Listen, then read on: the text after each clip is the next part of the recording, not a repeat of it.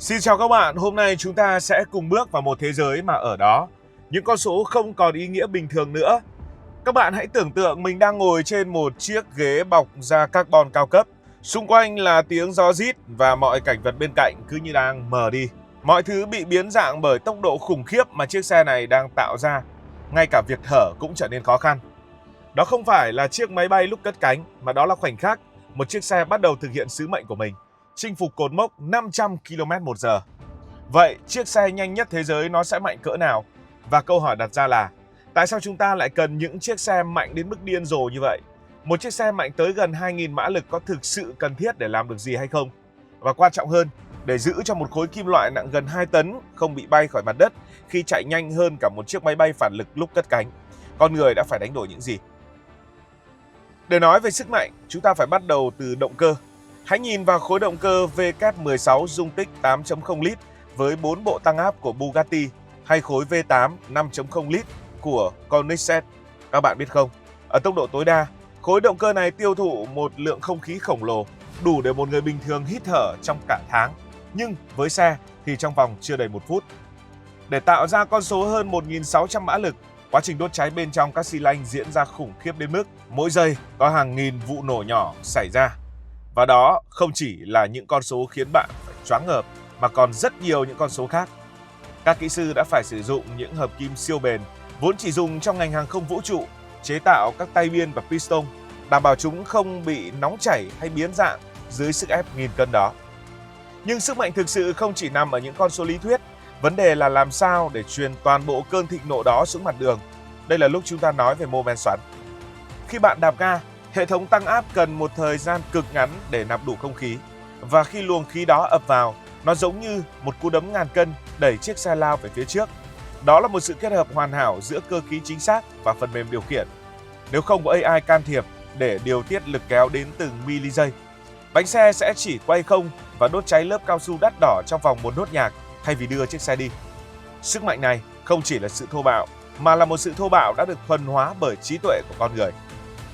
Khi bạn chạy ở tốc độ 100 km/h, không khí là một người bạn tương đối dịu dàng. Ở 200 km/h, nó bắt đầu trở nên phiền phức. Nhưng khi bạn chạm ngưỡng 400 km/h hay 500 km/h, không khí không còn là không khí nữa, nó trở thành một bức tường đúng nghĩa. Các bạn cứ tưởng tượng mình đang cố gắng chạy xuyên qua một bể nước, ở đây đầy bùn đặc. Đó chính là cảm giác của chiếc xe ở tốc độ đó. Lực cản của không khí tăng theo bình phương của vận tốc, nghĩa là để tăng tốc độ lên gấp đôi, bạn cần một công suất gấp tới 8 lần.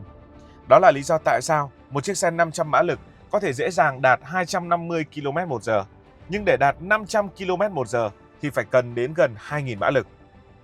Chính vì vậy, thiết kế khí động học của những chiếc xe này là một tác phẩm nghệ thuật của sự tính toán.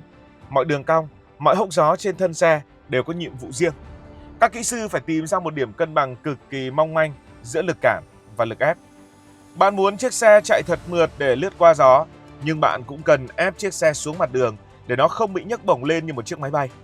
Ở tốc độ cao, chỉ cần một sự thay đổi nhỏ về luồng khí dưới gầm xe cũng có thể biến chiếc xe trở thành một thảm họa lộn nhào trên không trung. Đó là lý do tại sao những chiếc xe ví dụ như là Jesko Absolute lại loại bỏ cánh gió đuôi khổng lồ để giảm lực cản. Nhưng bù lại, họ phải thiết kế lại toàn bộ phần đuôi dài ra để giữ luồng không khí thoát ra một cách êm ái nhất. Mỗi mm trên thân xe đều là kết quả của hàng nghìn giờ chạy mô phỏng siêu máy tính, nơi mà gió vừa là kẻ thù, vừa là người đồng hành giúp chiếc xe bám chặt lấy mặt đường. Có một chi tiết mà ít người để ý khi nói về những chiếc xe nhanh nhất thế giới, đó chính là lốp xe. Bạn có biết được rằng lốp xe chính là giới hạn cuối cùng ngăn cản con người đi nhanh hơn. Hiện nay, Michelin là hãng duy nhất có thể chế tạo ra những bộ lốp chịu được tốc độ trên 480 km/h. Ở tốc độ đó, lực ly tâm lớn đến mức nó cố gắng xé toạc lớp cao su ra khỏi vành xe. Mỗi gram cao su trên lốp lúc này phải chịu một lực kéo tương đương với hàng chục kg. Nếu có một khuyết điểm nhỏ như một hạt cát bên trong cấu trúc của lốp, nó sẽ nổ tung ngay lập tức dưới sức ép khủng khiếp đó. Để chế tạo những bộ lốp này, người ta phải dùng đến những sợi gọi là vật liệu làm áo chống đạn để gia cố bên trong. Và bạn có tin được không? Mỗi bộ lốp này chỉ có tuổi thọ khoảng vài chục phút nếu chạy ở vận tốc tối đa. Thậm chí là chi phí cho một bộ lốp có thể bằng cả một chiếc xe hơi tầm trung. Nhưng chưa hết, áp suất lốp cũng lại là một bài toán khác. Áp suất lốp phải được tính toán chính xác đến từng phần nghìn bar. Chỉ cần lốp hơi non hoặc hơi căng một chút, nhiệt độ sinh ra do ma sát sẽ tăng vọt lên hàng trăm độ C, làm mềm lớp cao su và dẫn đến thảm họa. Khi bạn cầm lái ở tốc độ 500 km/h, bạn đang đặt cược mạng sống của mình vào 4 mảnh cao su nhỏ bé, nơi mà khoa học vật liệu đã được đẩy tới giới hạn cuối cùng của nó. Đó không còn là chuyện lái xe nữa, đó là một cuộc thí nghiệm vật lý đầy rủi ro. Tiếp đó hãy nói đến hệ thống làm mát. Khi một cỗ máy tạo ra 1.600 mã lực, nó đồng thời tạo ra một lượng nhiệt năng đủ để sưởi ấm cho cả một khu phố giữa mùa đông. Nếu không có hệ thống làm mát siêu hạng, khối động cơ đó sẽ tự tan chảy chỉ trong vài phút hoạt động ở công suất tối đa. Hãy nhìn vào phần đầu của một chiếc Bugatti Chiron. Nó có tới 10 bộ tản nhiệt khác nhau. Nước làm mát chảy qua hệ thống này với tốc độ của một dòng thác nhỏ, lấy đi lượng nhiệt khổng lồ từ động cơ, hệ thống tăng áp và cả dầu hộp số. Điều thú vị là việc làm mát ở tốc độ cao cũng là một bài toán khí động học. Bạn cần đưa gió vào các bộ tản nhiệt, nhưng gió vào quá nhiều sẽ tạo ra lực cản lớn và làm xe chạy chậm. Các kỹ sư phải thiết kế những hốc gió thông minh, có thể tự động đóng mở hoặc điều khiển luồng khí tùy theo nhiệt độ của động cơ. Thậm chí, không khí sau khi đi qua bộ tản nhiệt và nóng lên cũng được điều hướng để thoát ra ở những vị trí giúp giảm lực cản phía sau xe. Sức mạnh của chiếc xe nhanh nhất thế giới không chỉ nằm ở khả năng tạo ra nhiệt, mà còn nằm ở khả năng kiểm soát cái lò đó một cách tinh vi nhất để nó không trở thành một quả bom nổ chậm ngay sau lưng của các tài xế.